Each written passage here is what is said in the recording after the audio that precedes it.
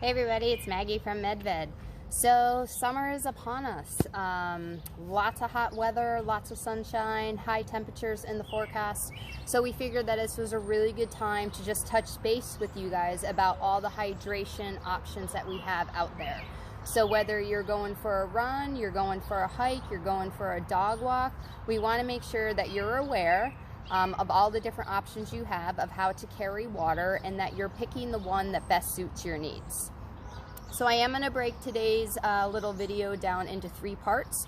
We're going to start with handhelds, then we're going to look at waist belt options, and last we're going to talk about hydration vests. All right, so let's start with the handheld water bottles. So a great thing about a specifically designed handheld water bottle is that they are ergonomically designed to take pressure off of your hand muscles. So if you head out for a run or a dog walk and you just grab your favorite glass water bottle, or perhaps your Nalgene, or the type of squirt bottle that you might put in a bike rack, you have to carry that the whole time, and you're using tension in your arms, in your hands. That's energy that maybe you want to use elsewhere in your legs, okay? So look for a good handheld bottle that has a hand-friendly design. See, this is going to stay on my hand without me using any muscle tension. All right, so this is a model from Amphipod. I also have a model here from Nathan. Okay, same type of concept. Most of these are going to be adjustable depending on the size of your hands. 2 things. Water bottles come in insulated and non-insulated. So this model from Amphipod has a neoprene wrap. This model from Nathan has an actual internal cooling unit. So you can fill this a little bit with water, put it in the freezer, top it off with cold water when you go out your door, and your beverage is going to stay cold throughout the whole run. All right.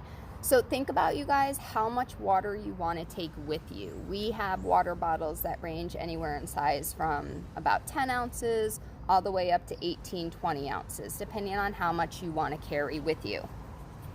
Another feature that you can kind of browse about is how much storage space there is in the handheld. So this one from Amphipod, it does have a small zippered pocket. This is going to allow me to put in a car key, maybe a credit card, or a couple dollars, maybe a doggy treat if I'm taking my dog, okay? This one from Nathan is obviously much bigger. This is going to accommodate some cell phone models. We do have specific water bottles that will tell you which size phones they're compatible with if you do want to have your cell phone in your water bottle holder. Another differentiating feature between some of our water bottles is the type of bottle. So whereas this is a hard, let's just call this a static water bottle for the purposes of this. This is hard, right? As you fill it, the water is going to go down. We also have some collapsible water bottle models. So what's nice about this is when you fill it with the water bottle, you're going to fill it up with water. As you drink out of it, the bottle is actually going to collapse, reflecting how much water is left in there. So it creates a seal. So what you're not going to get with this is sloshing with the air as you're kind of moving about. All right, so this is a model from Nathan. It's a collapsible water bottle. It's also insulated, and the pack on this one also has some storage. Okay.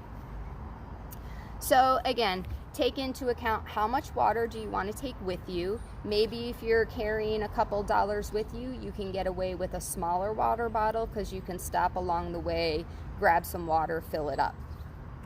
Take into account how much stuff do you want to be able to carry. How much do you want to weigh yourself down with extras? And then what type of bottle do you think that you would prefer? More of the static bottle or a collapsible bottle? So those are a couple features to look for when you're looking for a good handheld. All right, second, let's talk about waist belts. Sometimes you just don't want anything on your hand, or maybe you want a couple more options of what you're able to carry. At that point, a waist belt is going to be really ideal for you. So for the purposes of this video, I'm going to put it up high and in the front, but most waist belts are more comfortably situated in the small of your back. So you're carrying this weight behind you. The belt will sit nicely at your natural waistline right behind you, okay? So like the handhelds, a couple things to consider is how much do you want to carry with you, both water and small personal items. One of the benefits of a belt, though, is that many styles come with 2, even 4 bottles. So for instance, with this one from Nathan, this is the Trail Mix Insulated. I have 2 separate bottles. Now, again, I can freeze these, fill them up, make sure that my drink stays cold, but maybe I want to have water in one bottle and electrolyte mix in a second bottle. This way I am allowed to carry 2 different mixtures at once, okay? Easy in and out, so I can grab my water on the go. Another feature of this belt is that it has a quick access Velcro pocket on the outside and a zippered pocket as well for more secure items. Personally, I have run with this belt before. I've put my phone in the zippered because I don't need to get to that, but I might put some goos or some shot blocks in the quick access. All right, 2 different water bottles. Another model here I have is from Amphipod. Again, I would suggest wearing it in the back, the small of your back. But for me, I like this belt a little bit more for maybe walking my dog or a day hike because it has a larger bottle. Okay, this Amphipod actually becomes a handheld if throughout your run you want to stay with it. So Velcro there, easy in and out of the pack on the move, and 2 large zippered pockets. Can definitely hold a phone, definitely hold keys, a lot more, right? And that's going to sit right on the small of your back. Okay, so last thing today, I do want to talk about hydration vests. We're definitely seeing a lot of popularity in the hydration vests. One, as people are taking to trails more, as people are tackling longer distances. A lot of trail races and even some road races are starting to become unsupported, where you're asked to carry all of your hydration, nutrition with you.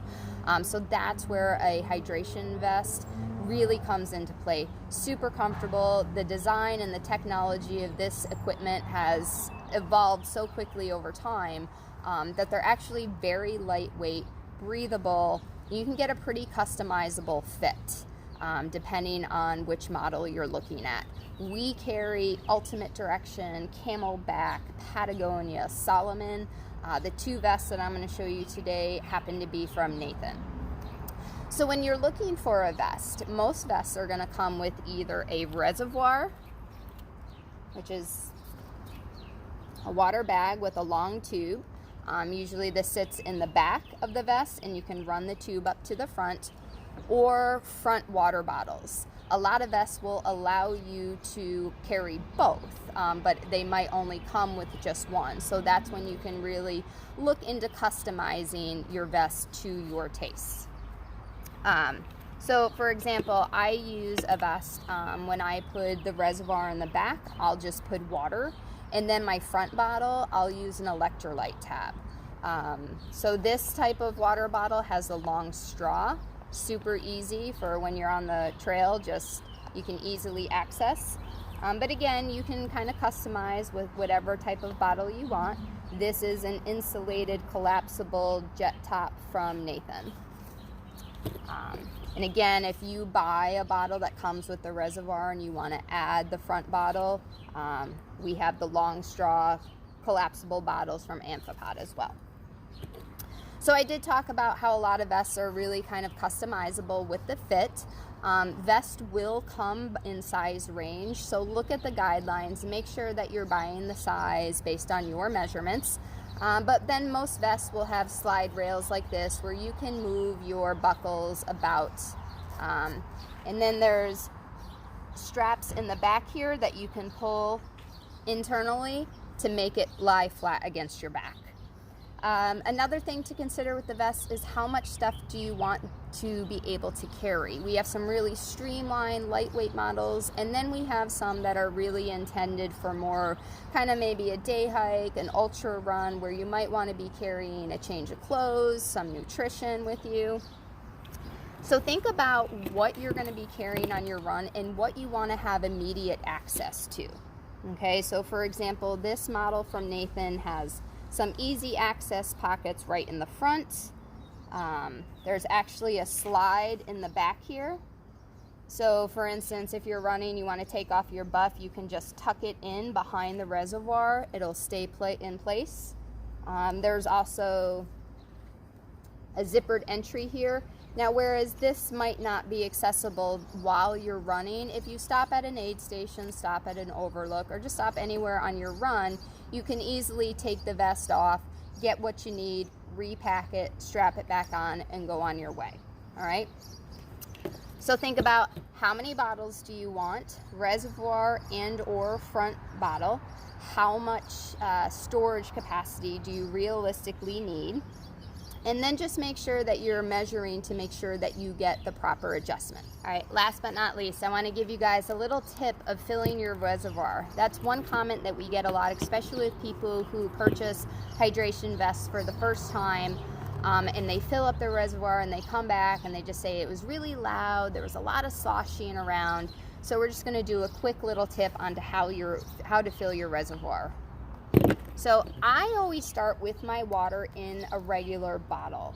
That way I can control exactly how much I'm pouring in. I found that when I first got a hydration vest, I was filling this reservoir all the way up to the top, and I wasn't drinking nearly that amount of water, and I was really carrying a lot of extra weight. So I know that 24 ounces is pretty good for me on my typical long run that I would want to wear a vest.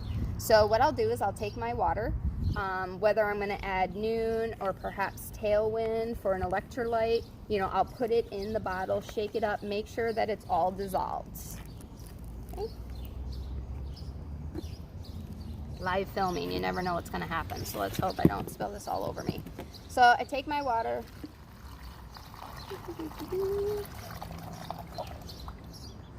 pour it in.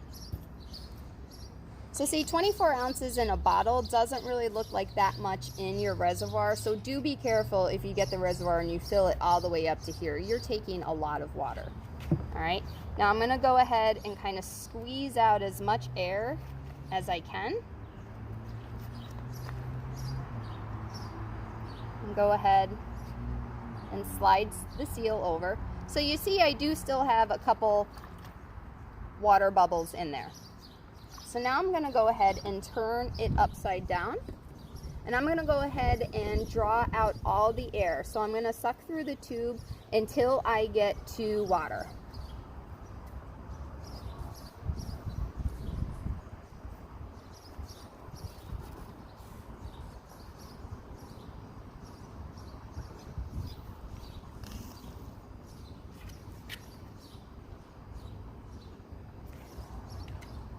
Okay, so I pushed some of the air through there. I started to drink water. Now I know that there is no air in here. So now when I go run, I'm not going to get that sloshing around.